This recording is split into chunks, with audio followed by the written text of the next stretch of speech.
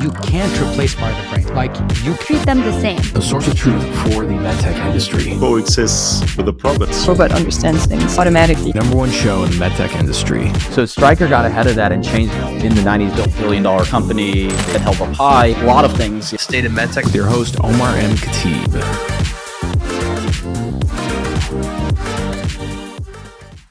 Hey everybody, welcome back to the show. In today's episode, we have a very interesting topic that we haven't really covered in the past, which is 5G.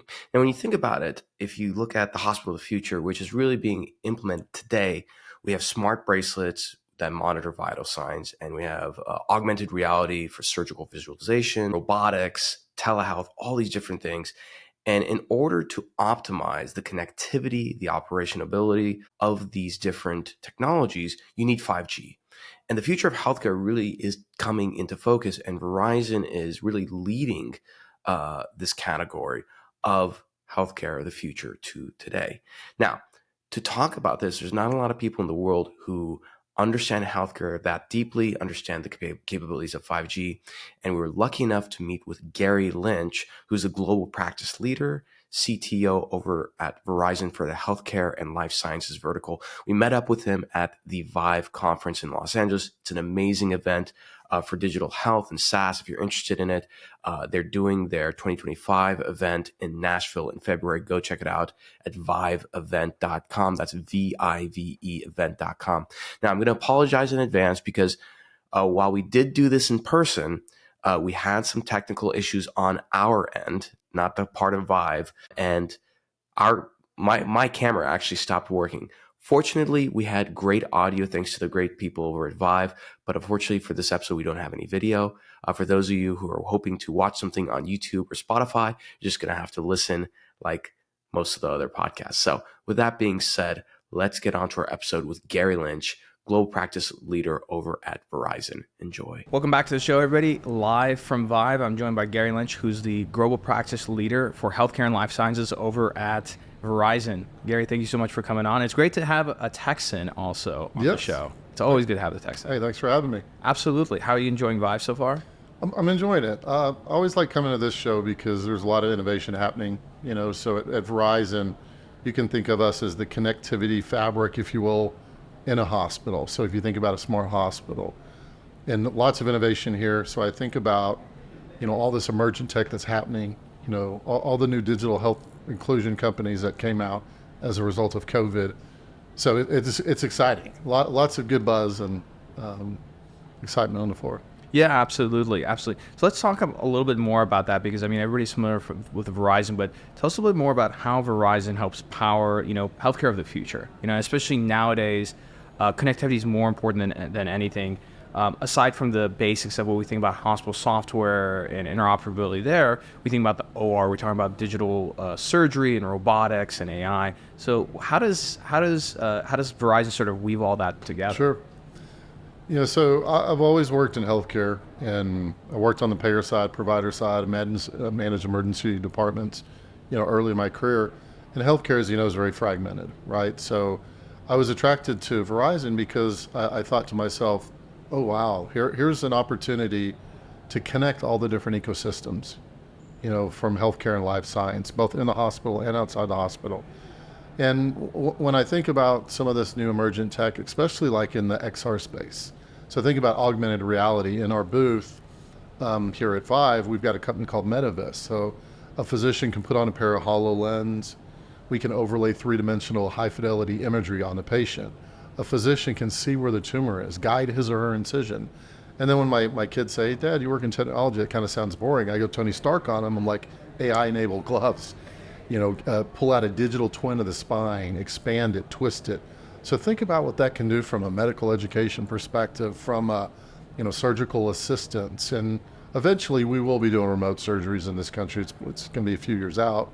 I certainly won't volunteer to be the first one to do it, but you're going to need a different type of infrastructure. You're going to need a 5G, massive bandwidth, low latency, because obviously if you're cutting into somebody, you don't want to have any latency whatsoever. Definitely not. Yeah, no, definitely not.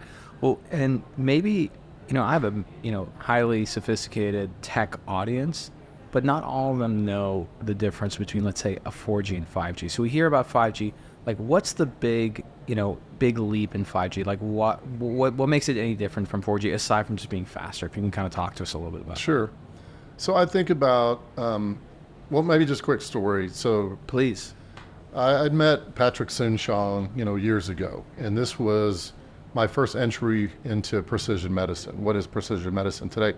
So here's a physician who developed a 5-dimensional body scanning device. So think of 3D, add time and motion.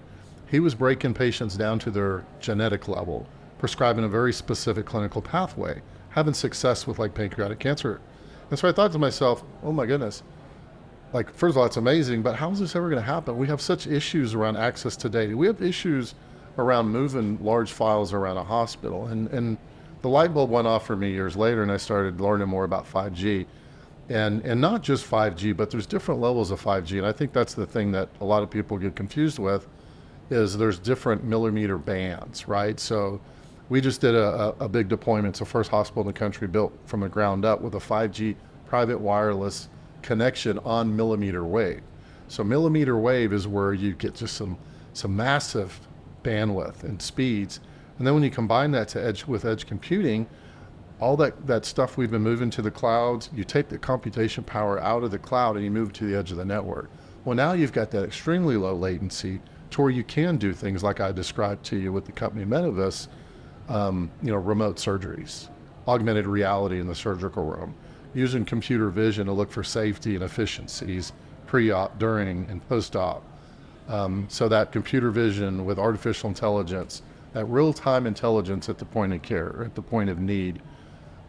So it's really a quantum leap from 4G to 5G. I mean, 5G, I can light up 1 million devices in a square mile, versus 4G, what's like 100,000 or so.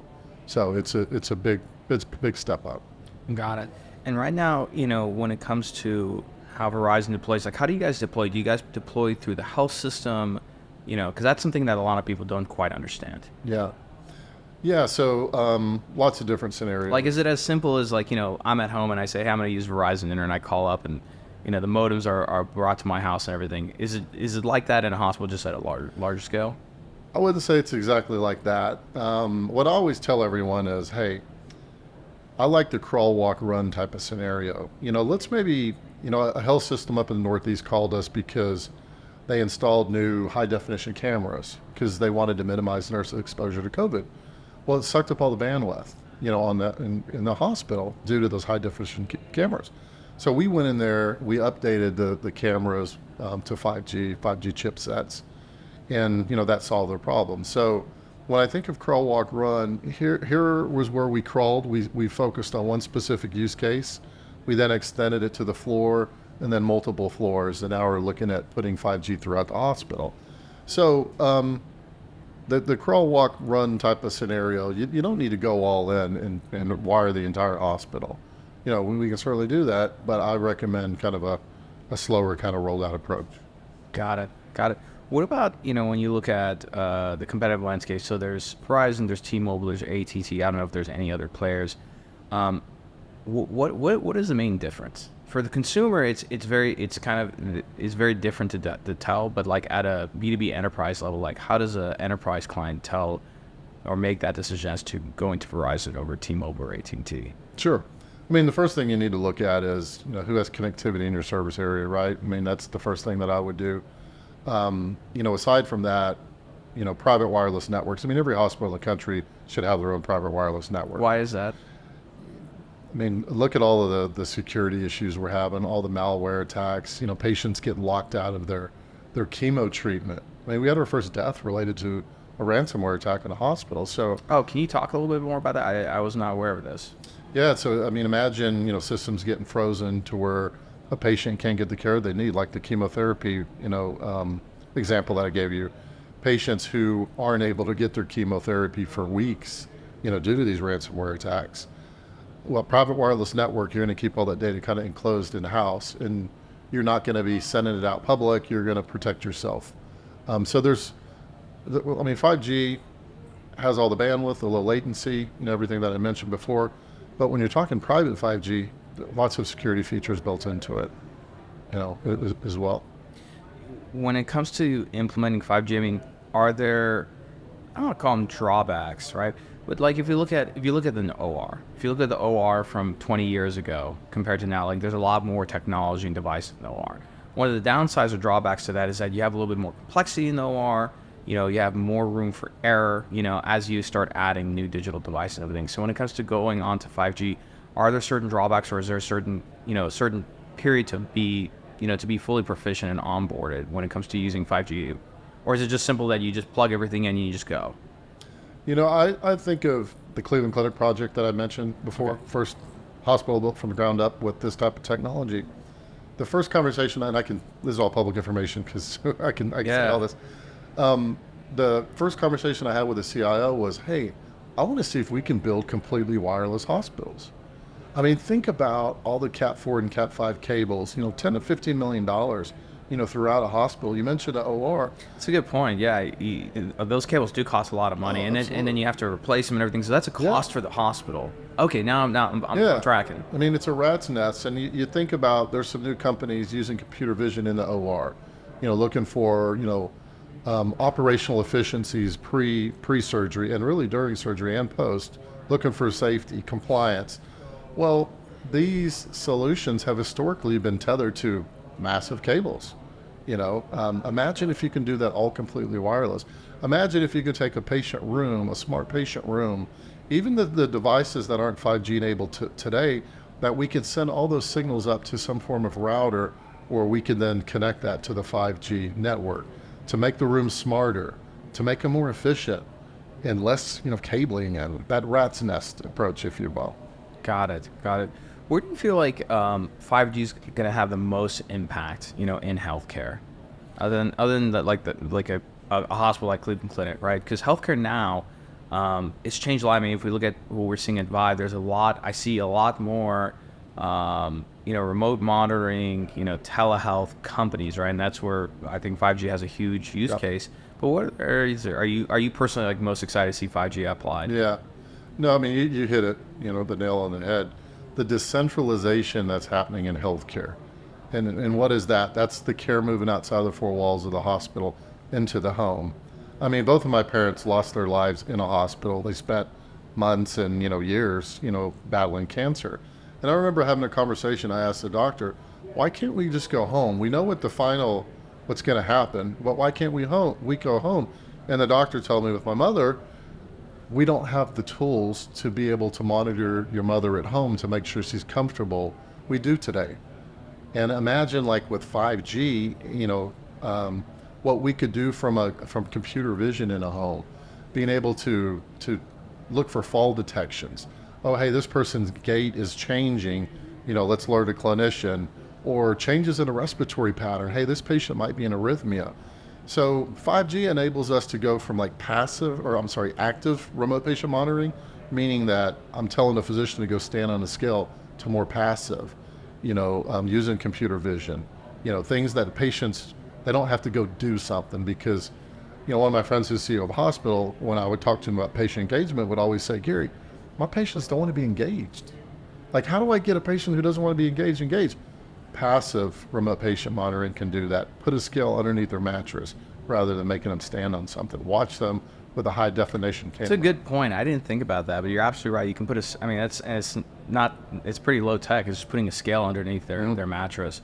I think that's going to be really the future of healthcare, which is how do you get the right data without disturbing somebody's life? Yep. You know what I mean? Like right now, I mean, for me, I'm a healthy guy. I don't have any chronic conditions. I wear a Whoop device, so I get HRV, I get all these other parameters. I started wearing a continuous glucose monitor just to get data from it, right? I think, digitizing the home is going to be really important. So in the case of like a patient, like let's say I'm a patient, I go to the hospital, and I need to be monitored, right? So through some telehealth, app and devices. How does a patient's home start getting integrated into that private network? And how's that data being passed, right? Because then you have a cybersecurity and a HIPAA issue there, right? So how is that managed? Yeah, so we can do it a number of different ways, right? I mean, we build private mobile networks.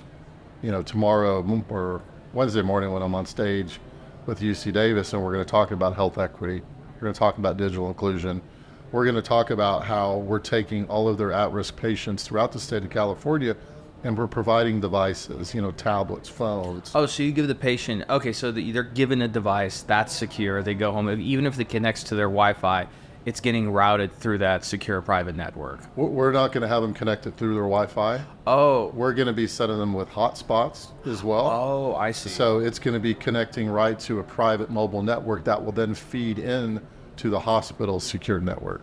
Interesting. Yeah. Interesting. When it comes to all these different things, I'm wondering, is there a certain part of healthcare that's a little bit more complex and difficult than others? Like, is the connectivity in 5G of managing like an OR who's trying to, do either remote surgery or maybe show surgery? There's a company called Proximity. They connect ORs around the world to to do medical education. Is that the more complicated thing? Like, what part of healthcare when it comes to 5G and connectivity gets very complicated? Well, anything in the OR is going to be complicated because it's people's lives at stake. Right. They're typically using up the most bandwidth. I mentioned the example. The OR more than like critical care, more than any other department? Absolutely. So, as we discuss the OR of the future, the smart OR, and if we are going to move to a position where we can run that completely wireless, we're talking massive amounts of data that's generated, with an OR of the future using computer vision. Like I mentioned, looking for safety, compliance, efficiencies, and again, patients' lives are on the table. So without question, that's the more complex, And there's lots of initiatives. I mentioned decentralization of healthcare, care moving into the home, hospitals, and you mentioned critical care. Hospitals are more and more rolling out acute care hospital at home programs. So these are patients who are getting hospital level care in their homes. So these are more devices, more connections, more sensors. They need a different type of connectivity, so more complex than I guess your typical home health monitoring. Interesting.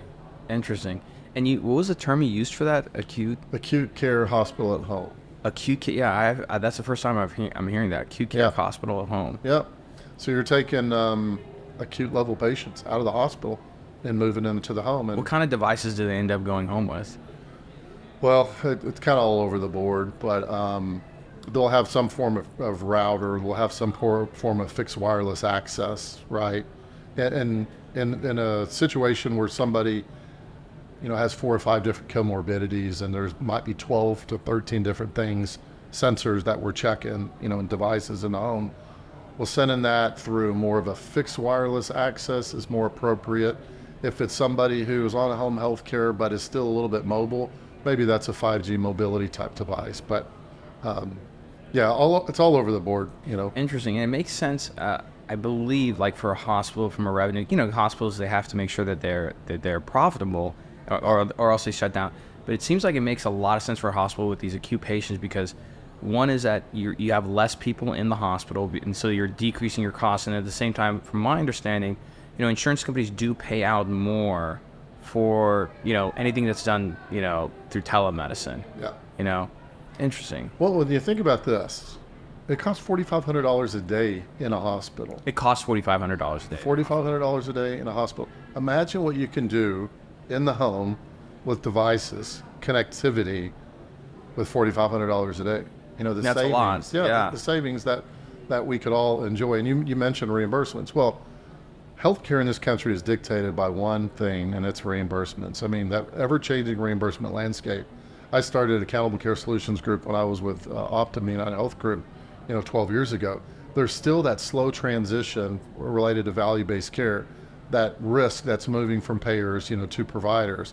It's still only around 60% or so of providers who are assuming risk, for the patient. As that accelerates and the providers are taking more of the financial risk, you're going to see more of these programs, standing up. Got it. Tell me, just out of curiosity, because we have a lot of young professionals who follow the show. Tell us a little bit about your role at Verizon. What's the day-to-day look like for you? Sure. No, it's a question I love to answer. So I've got an amazing team of innovation principals, and I have someone focused in the provider market, someone in the payer market, the MedTech market, and then the life science and pharmaceutical market. And so what we're focused on is, hey, what are those major market trends that are happening, within our space? Where can we provide value? Where can we partner with our customers, with partners, all these folks on the floor out here?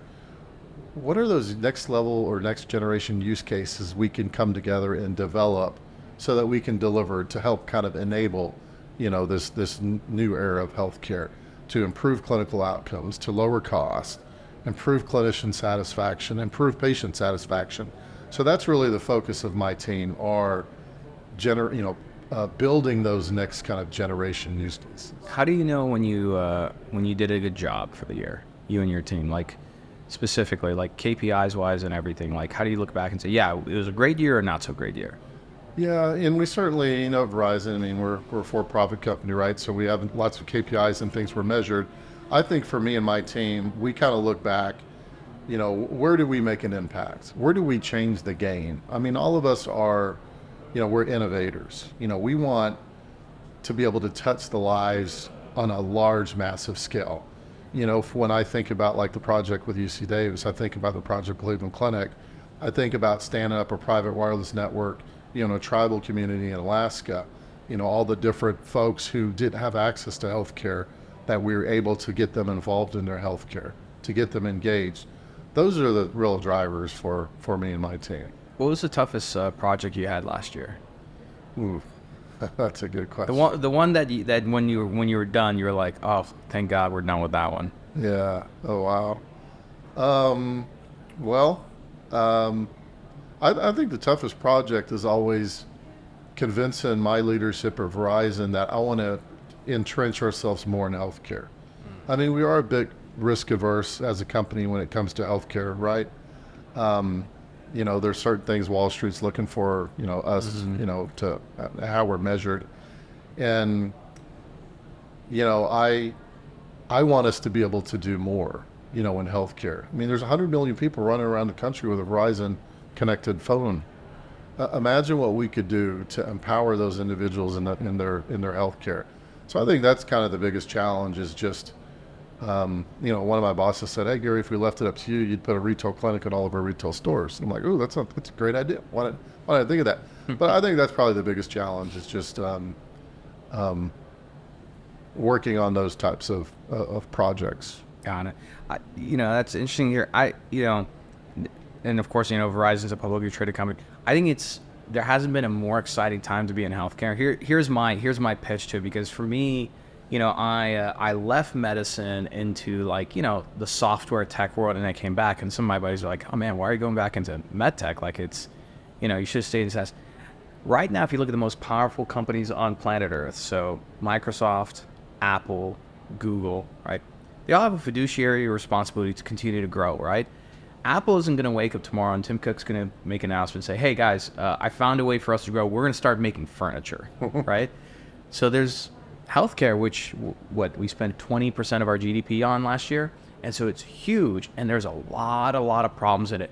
And so now you have, your traditional players in healthcare, right? The Medtronics, the Strykers of the world, and then now you have a lot of tech companies. You have companies like Verizon moving into healthcare to make it better. And, some of them are failing. I think big tech had a big failure many years ago when they first moved in. Now they're kind of, finding different ways in. But I think it's a really exciting time to be in healthcare. I mean, look, the remote surgery has been done, but it hasn't been done where it's like an option. It's usually been done as like, oh, look, we can do remote surgery. But it hasn't been done as like a real option where, maybe you have a standalone rural clinic, right? But people are going in off and actively getting, let's say, robotic surgery done by a surgeon who is not there, right? That hasn't really happened yet. So I think it's a really exciting time to be in healthcare for that. Well, I agree. I always tell everybody, hospitals need us to help with the operational efficiencies currently so that we can help them prepare for all this emerging tech. I mean, there were 15,000 new digital health IT companies that came into fruition during COVID. 15,000? 15,000. Wow. So think about that innovation that happened. Well, hospitals still have the same old infrastructure they've had for a while.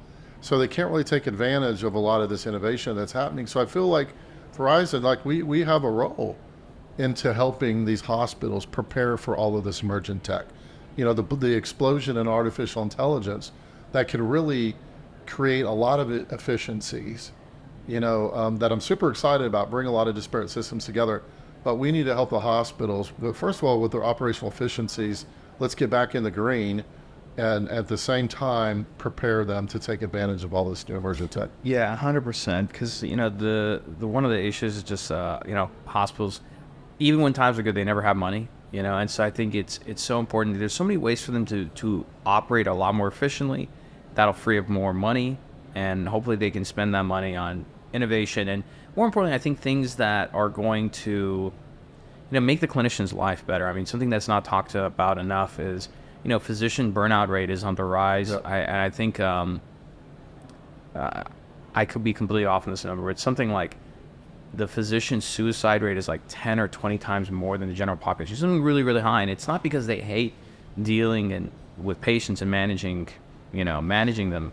What they hate is the administrative burden and all this new technology and being overwhelmed by it and stuff. And so, making things faster and more efficient, I think, is like the key to when it comes to healthcare. Absolutely. It's funny you mentioned that. I was just chatting with one of my buddies right outside over here. He's taken over as a CEO of a new nonprofit, and it's focused on physician suicide. Really? And there's a growing. Do you remember the name of it? I don't. I'll introduce you. Yeah, introduce me. Absolutely. But yeah, I mean, it's sad what's happening from a clinical experience. Both nurses and physicians. I mean, the labor shortage. I mean, I think I saw the last statistics on nursing shortage. There's going to be another 600,000 retire in the next 5 to 6 years. So I think about that a lot. We have a hospital asset tracking project, just as an example, to where we can help nurses, pick up their phone and say, hey, where's the nearest wheelchair? Where's the nearest IV pumping? Oh yeah, stuff like it's people don't think about it, but like when you're in a hospital, like you're in a Cleveland clinic or a Mayo, like finding out where stuff disappears all the time. You have no idea where anything is. For that project, I mean, are there sensors involved? How does Verizon help with that? So there's a lot of new technology, which is really exciting. I mean, imagine, I don't know if you've ever seen these stamp-like tags that can actually harvest energy from radio waves. So we're experimenting with these in our innovation labs. But imagine if something that has no Bluetooth, no batteries, that I can tag all the little stuff in a hospital, and it has no Bluetooth, no batteries. Harvest energy from radio waves. Yeah. This is really wild. I've never heard of this before. Yeah. So there's some new players in that space. What's it called? Oh, geez. Do you know the specific? I'm forgetting the specific word with it, but yeah, it's like a little stamp-like tag, has adhesive on one side. It's not NFC. No, that's not an NFC. No. But essentially harvest energy from radio waves. Wild. Where was that developed specifically in Verizon labs, or is that a technology that's been around? Those are some partners that we have. Oh, okay. That basically what we have. They're across the globe, a few different ones. We've pulled them into our labs and we're testing it out with our infrastructure. Interesting. Seeing if we can help add value to kind of what it is that they're doing. But I'm super excited about the possibility of it.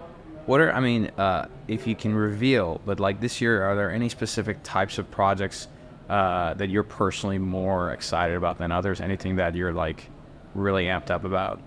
I think the health equity and digital inclusion, right? Because, again, so I'll be on stage Wednesday morning with UC Davis, and this is a project we're going to be talking about.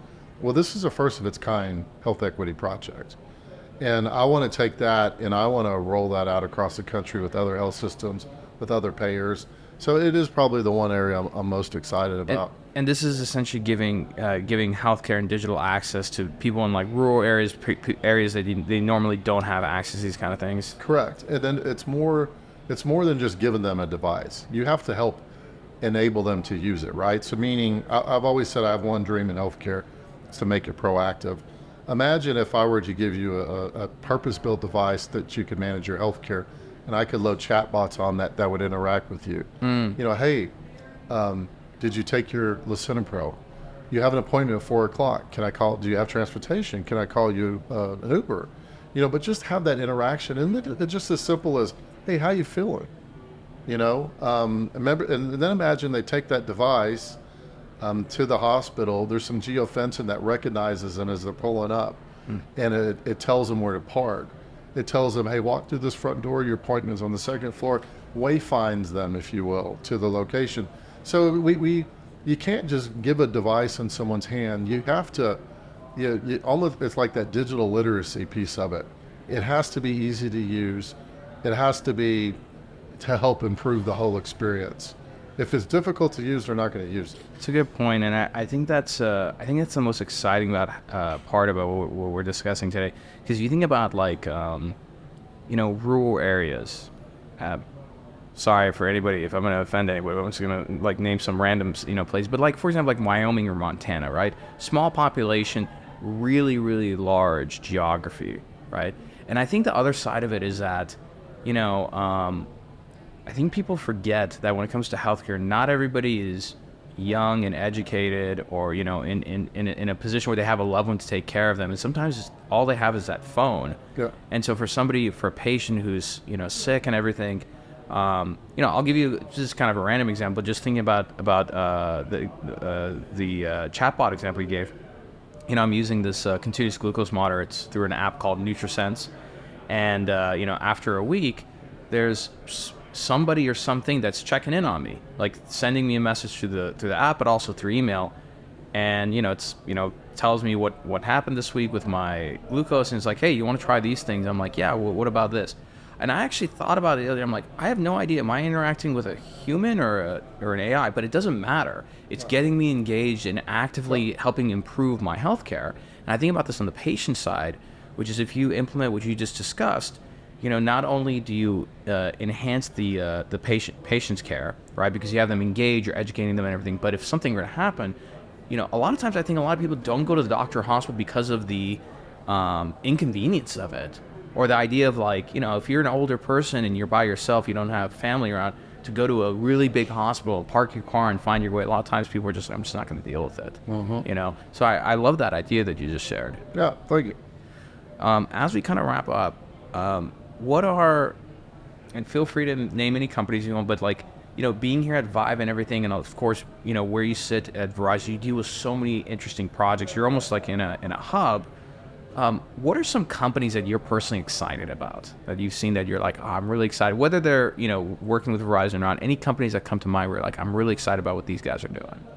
Yeah, I get excited about, so just kind of build it on the health equity, digital inclusion piece. These companies that can help us expand access. And I think about the virtual kiosk companies out there. There's one that's a good partner of ours called Higi that we did a project. Higi. How do you spell it? H-I-G-I. H-I-G-I, okay. Yeah, so there's a new press release we just did up with URMC and then Higi and then Verizon.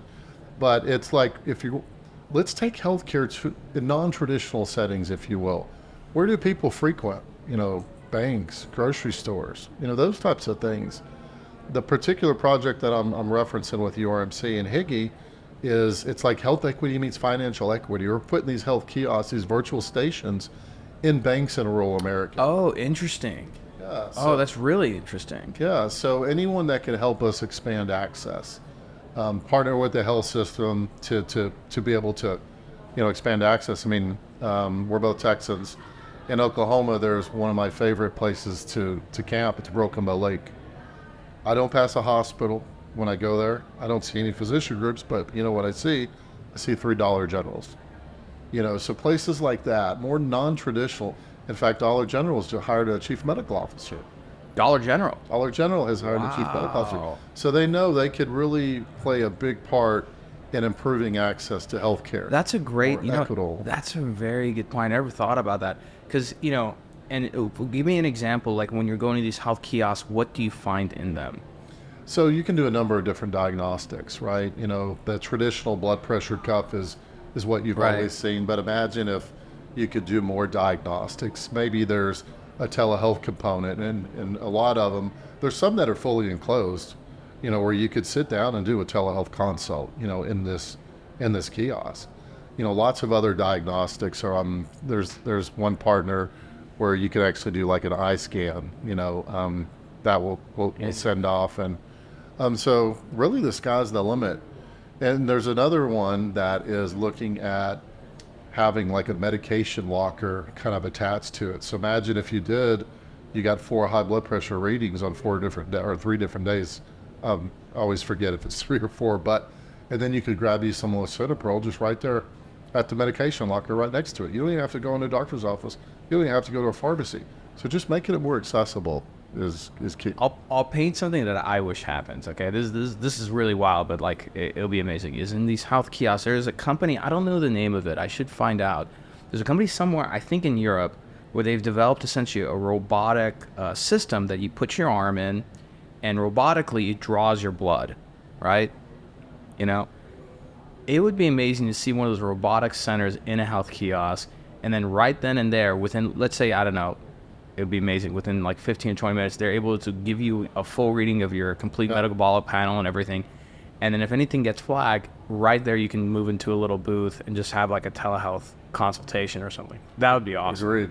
But I love that idea about placing, you know, like not separating healthcare from other things, but placing them in places where people have to go to a grocery store, you know, a bank or something. I think that's fascinating. Yeah. Very cool. I mean, imagine putting them in like food pantries and homeless shelters, right? There's a lot that we could do to kind of better, you know, make healthcare more accessible, more equitable for all. And then last thing, and again, thanks for spending some time with us today. I really appreciate it. For those that are interested, like, you know, in the path that you've taken, right? Because it's a very untraditional path. It's very different, right? Where would you recommend something like that find? Because I have a lot of young listeners who are trying to get into healthcare and everything, and so, you know, for your team, you know, are there like junior positions? You know, like how does somebody become like you said an innovation principal, right? Yes. Yeah. What does that background look like? Well, it's kind of all over the board. So I think you either need to have a healthcare background, or a technology background that we could take and we can teach you healthcare. You need to have one of the two. You need to be an expert in one of them, either the technology piece, the telecom piece, you know, the wireless piece, the wireline piece, or healthcare. One of the two. Now, if you did what I did, and not many people do, but start out in healthcare and then learn technology as you go, that's the secret sauce. That's even better. I mean, I started on the payer side and then went to the provider side, so I had a very unique perspective. Very unique, and it's kind of a rare one too. Yeah, it's a very unique perspective. So, but just learn, you know, get out there. I mean, the great thing about these wonderful cell phones that we connect to at Verizon is you got all this education right there at your fingertips for free. Start reading and start educating yourself. Got it. Fantastic. Gary, thank you so much for coming on the show. I really appreciate it. Where can people find you online? I assume you're on LinkedIn? Yeah, LinkedIn. It's funny. I find myself responding quicker on LinkedIn than my own email these days. So. Me too. Yeah, I love LinkedIn. They've done a really good job with it. Yeah, so find me on LinkedIn. Perfect. No TikTok? No TikTok. You and me both, brother. Awesome.